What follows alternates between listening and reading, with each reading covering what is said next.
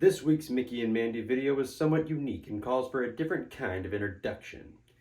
This, as you may recognize, is the logo for the Hollywood Tower Hotel, and it's currently on a shirt waiting for you. We invite you, if you dare, to visit our website because in this week's episode, this hotel is the star, and it has an elevator that travels directly to the Twilight Zone.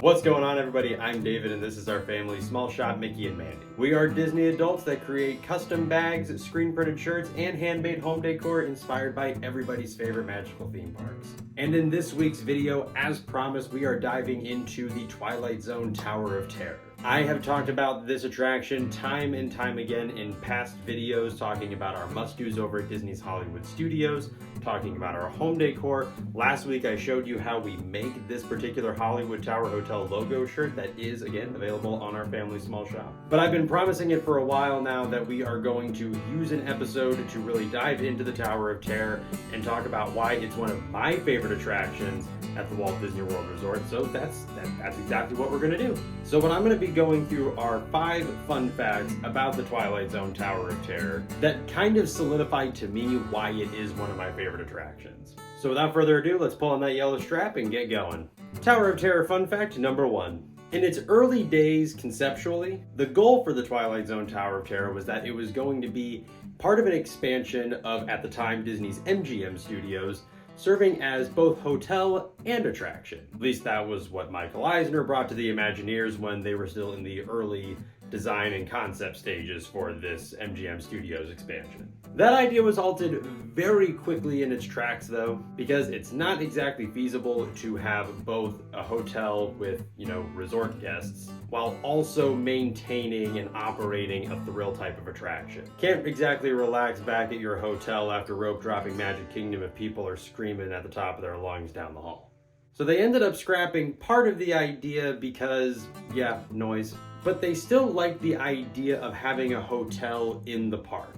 It was different. And it also ended up serving as the jumping off point for their idea of using the Twilight Zone for the inspiration of this attraction. Because you have ordinary people putting themselves in a situation that is kind of paranormal. It's different.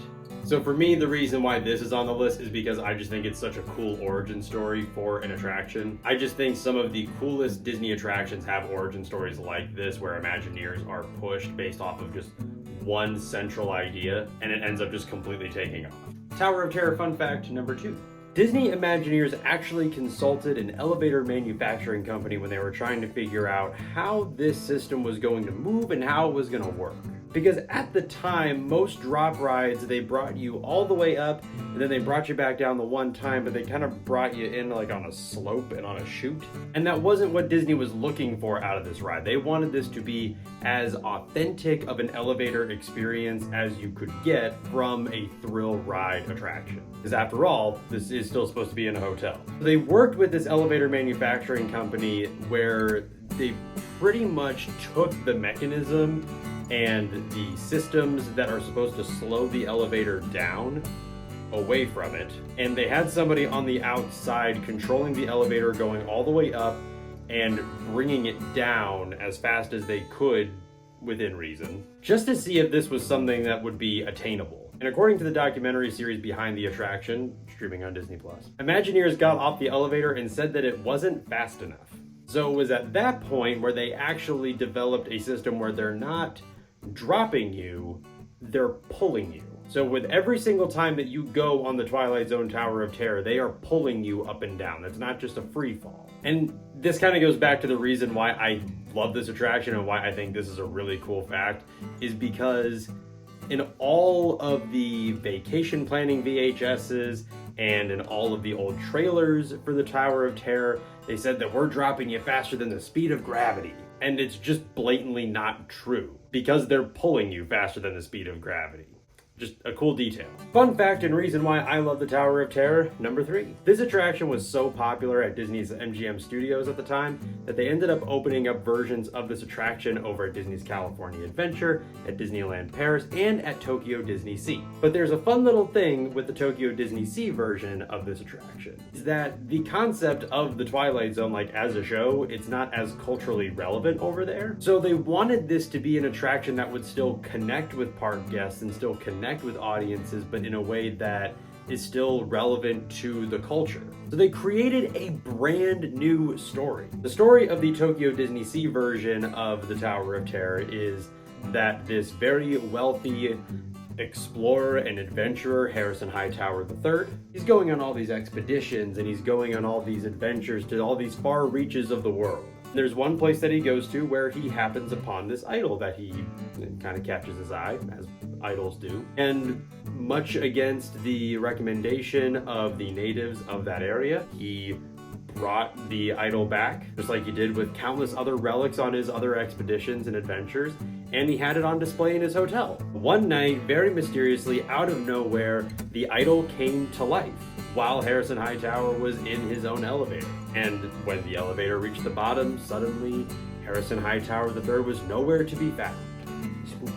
So it's just cool that Disney Imagineering kind of went that extra mile to still create an original story, but to create an original story so that way it can still be something for their park guests. It can still be something special, and it can still be something that they can relate to. It's just another example of how far Disney Imagineering is willing to go for the satisfaction of their park guests. And also, just like as a fun tidbit, the Imagineer Joe Rohde was actually the source of physical inspiration for the look of Harrison Hightower. So if you do find yourself going to Tokyo Disney Sea, take a look at the paintings and the artwork and the sculptures of Harrison Hightower III in the lobby and around the hotel, because it looks exactly like Joe Rohde. He actually modeled for the character. So for my next fun fact to add to the list of reasons why I love the Twilight Zone Tower of Terror, this is kind of a twofer. It is just a continuous love letter to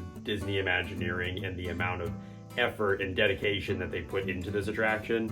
But it's kind of a twofer for the Disney World iteration of the attraction and the California iteration of the attraction as it currently stands today. So this is a fun fact that I feel like a lot of people know about. If you go onto TikTok or if you go to other social media apps and you look up fun facts about the Tower of Terror, this one's probably going to come up at least once or twice. But it's that Disney Imagineers watched every single episode of The Twilight Zone at least twice to get as much inspiration as they could, because they were trying to pull from different episodes. They were trying to get that inspiration. And although, again, they ended up creating their own Twilight Zone story, it is worth noting that when you walk through the queue, when you do walk through the lobby, there are a lot of kind of little tips of the hat, if you will, to various episodes of the Twilight Zone. Some things to keep an eye out for are the broken glasses in the library. If you're familiar with the Twilight Zone episode where there's the last man on Earth and his glasses break and he has all the time in the world to read books, but now he can't because his glasses broke. I think there's also this like red box with like a devil head with a spring on it that's a reference to an episode where like I think it predicted the future or something. And that's just the tip of the iceberg, honestly. So although this isn't an attraction that is completely based off of a Twilight Zone episode, there are still nods to the source material of the show scattered throughout the attraction, and that's just so cool. Even the very end of the pre-show, where Rod Serling is standing there saying, "Tonight's story of the Twilight Zone is somewhat unique and calls for a different kind of introduction."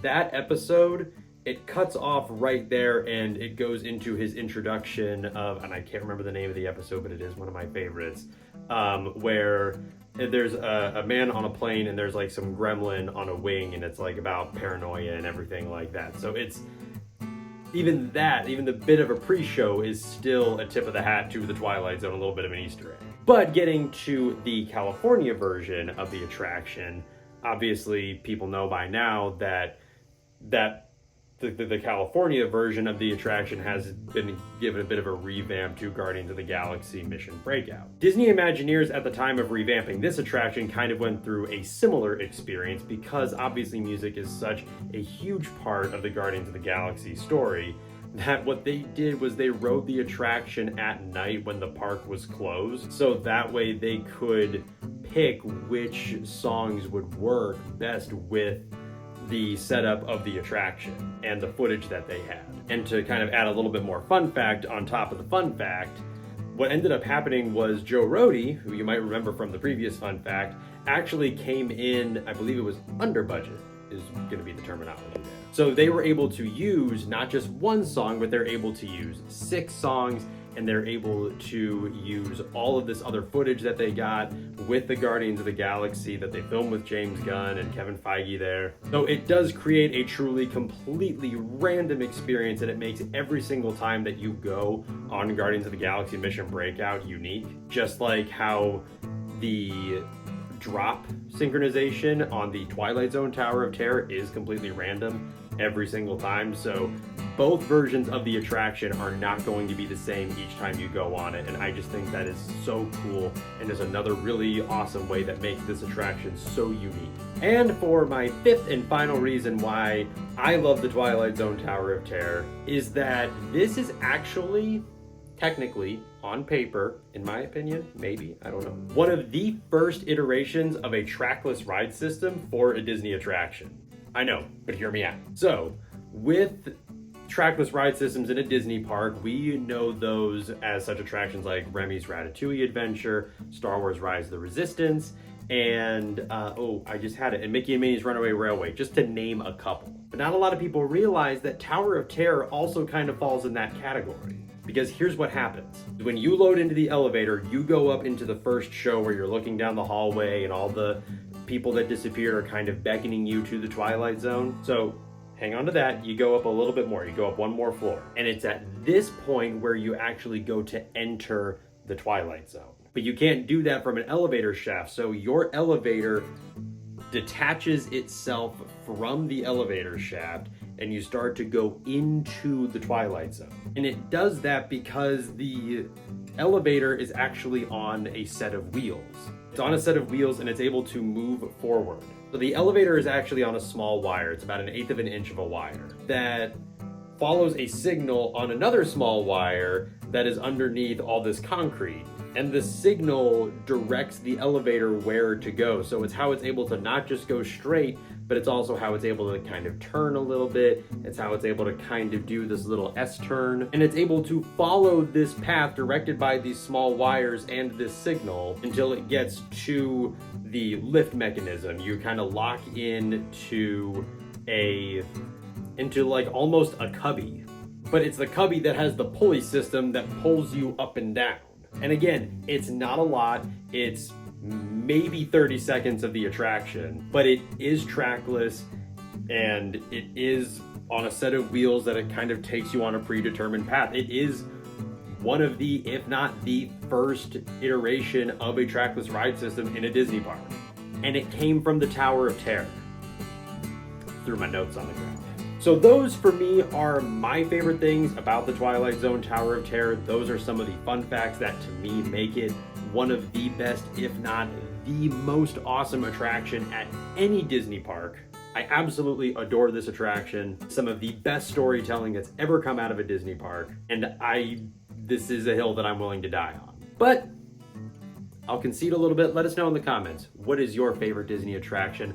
What is the Disney attraction that you think does the best job at storytelling? And also don't forget to subscribe over here to our YouTube channel. You don't want to miss out on our YouTube shorts. You don't want to miss out on any ready to ship drop information or any sales that we're going to be running. So make sure you subscribe. Also be sure if you're not already to follow us over on TikTok, over on Instagram, and over on Threads. But this is where we're going to post a lot of our Disney memes. This is where we're going to post a lot of our sales information. All of our new product drops are going to go here. And also be sure, if it's not too much trouble, that you check out our family small shop. That's mickeyandmandy.com. My mom makes all of the handmade bags that you see behind me, custom or in set designs like these vinyl bags. My sister and I get to design and create handmade screen printed shirts. We have an absolute blast designing them, and me and my dad get to create some of the home decor that you see behind me as well. But as always, everybody, the more important note, we thank you so much for watching. We thank you so much for all your support, and we will see you real soon.